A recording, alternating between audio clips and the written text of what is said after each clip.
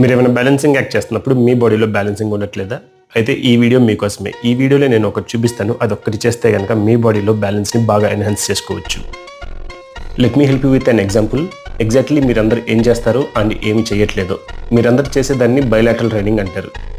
మీరు ఏదైనా వర్కౌట్ని both side of our body అంటే 2 లెగ్స్తో equal amount of weight share చేసుకుని వర్కౌట్ చేస్తుంటే కనుక దాన్ని బైలాటరల్ ట్రైనింగ్ అంటాం. దీనివల్ల ఉపయోగం ఏంటి అంటే మనకి బాడీలో స్ట్రెంగ్త్ అండ్ ఎక్స్ప్లోజివ్నెస్ అనేది పెరుగుతుంది. సో ఇవి కొన్ని బైలాటరల్ ట్రైనింగ్కి ఎగ్జాంపుల్స్.